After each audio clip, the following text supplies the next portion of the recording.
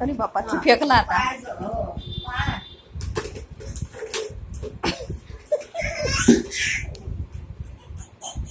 दे.